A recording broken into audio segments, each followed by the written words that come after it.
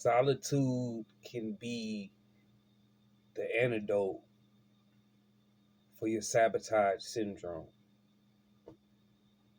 What is the tool used in your sabotage? It could be relationships, substances, food, social media, TV, sex, many of things. I've been and still, have struggled with all of these things simultaneously, right? At the same time. So, anyways, this is a poem diary that I wrote, and I want to share it. And it talks about solitude. And then I'm going to kind of give a little bit of perspective um, on the value of solitude, aka alone time. Tucked off, secluded, purging after dark. No distractions or interaction, just the action and flowing and the magic of the heart. Thousands of reps, maturing the spiritual depth, cleaning out the rubbish. Nothing in the soul left unkept. You versus you. Yesterday versus today. No excuses or intrusions. Black and white views unpressed, flowing, growing, glowing in the gray. Peace is the target, reaching for the hardest. Daily ego martyr, getting me out of my way. Help me kill my projections. Help me change my weapons. Help me keep those lessons. Keep my mind with an open space. Groom me with a heart of grace. Keep my feet to stepping. Keep my feet to stepping.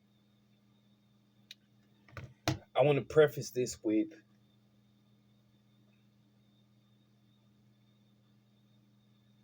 this reality about solitude, but I think this applies to everybody. But for me, a person who is an empath, a person who is a HSP, which is a highly sensitive person, a person who is an extreme introvert, this idea of solitude definitely aligns well with me. But let me explain why that's important. See, the sigma, the introvert, the highly sensitive person, the empath has a unheard voice, a unheard acceptance, a unheard understanding in society. So this is why it's even more important if you identify with these traits. Solitude must be a validity to you in your journey into getting you to where you need to get, because this is how you're going to fill yourself back up. This is how you're going to give yourself that vigor. But on a flip note, whether you were an introvert, you love being around people, and you being filled up, still,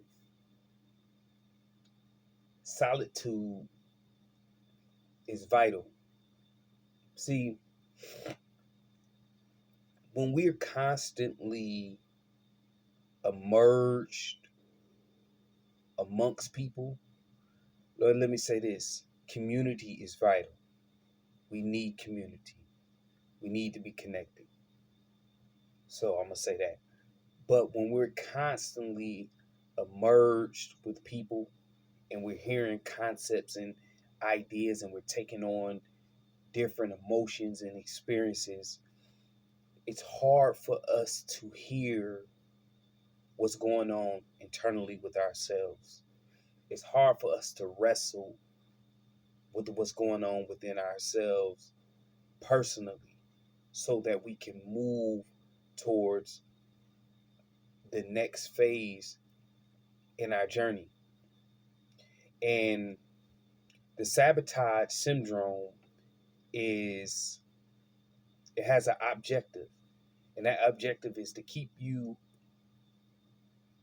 drenched, submerged in situations that are familiar, with people who are familiar, um, in repeating the same constant, repetitive cycles, whether that's financial cycles, right? You save this amount of money, but then once you get to this certain amount of money, anxiety kicks in, and then you retreat, and now it's back to zero. Or you lose this amount of weight, right? You get excited, now you're ready to turn up, right? And now you done gained the weight back. Or you had an itch, that needed to be scratched. So Susie or Sam, all right, Tyrone or Tiffany, you back in the mix with them. And you got to figure out how I'm going to get back out of this situation. But solitude never let you down. It's always something for you to investigate in solitude.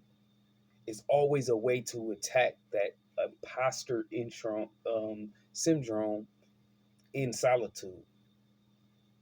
Number one, you have introspection. Introspection. You can look within and evaluate who you are, where you're going, what you're doing, and why. Right? And then you can have inspection with the creator, right? Get in tune with your relationship with God. Talk with him, connect with him, see what type time he wants you on and what you need to be doing, essentially. All this happens in solitude. And then you can be refreshed and be revitalized in solitude. So like I said, for me, I really did not understand my need for solitude until I basically, for the first time, lived on my own when I got my first apartment, which was a few years back. And I realized in that process that I was much more filled, much more happier. A lot of my days was spent doing and experiencing the things that made me feel great and filled me up. But sometimes when we get solitude and we get filled up, we want to share that experience with others. We want to, go assimilate with people in hopes that they may resonate with it or they may understand. But sometimes certain people ain't ready. And sometimes certain people that you engage with, they don't deserve to be within that space with you. You have to, and I'm speaking to myself, you have to establish yourself in solitude until you have conquered what your purpose is in that situation. But like I said, a lot of times we have the imposter syndrome and we looking for something external, whether that's a good feel, a warm body, some laughter, some friends, some jokes. But if you're not in sync and in line in terms of character, perspective, right? To at least a bare minimum, solitude is vital. Now, let me say this to the introverts and the empaths and the highly sensitive people. You have to um, value yourself. You have to protect yourself as well. You have to set boundaries and standards because you are not like everybody else. I don't know the percentage, but I think it was like 3 to 4% of society is this way.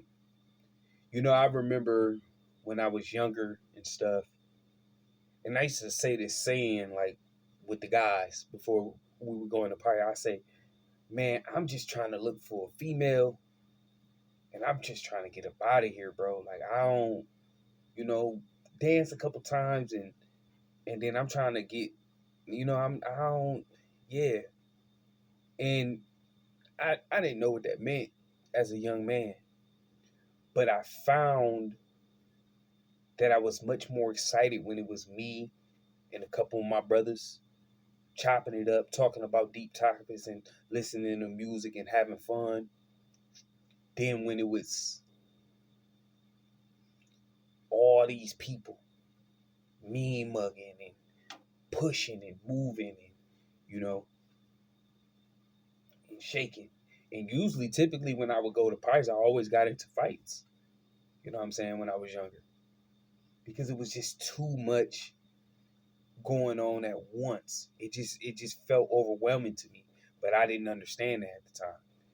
And I remember like when I would, meet a young lady, or maybe it was a young lady that I was already engaging with, and instead of going to the party, we'd just go do our little 1-2. We might pop in, pop in, chop it up, dance with a few people, but then we back to the car. And I remember just feeling so much more vibrant in those very intimate experiences, and always feeling more overwhelmed with the consistent stimulation. So solitude, maybe social media right now is overstimulating you. It's too much noise. It's too many perspectives. It's too much going on. Maybe you need to just tap into a little bit of solitude right now. Maybe going and hanging out with your cousin and your sister and your mom dukes and everybody. It's too many ideas and too many perspectives going on. You wrestling, you're hearing too much, you taking on this, you helping this, you doing this.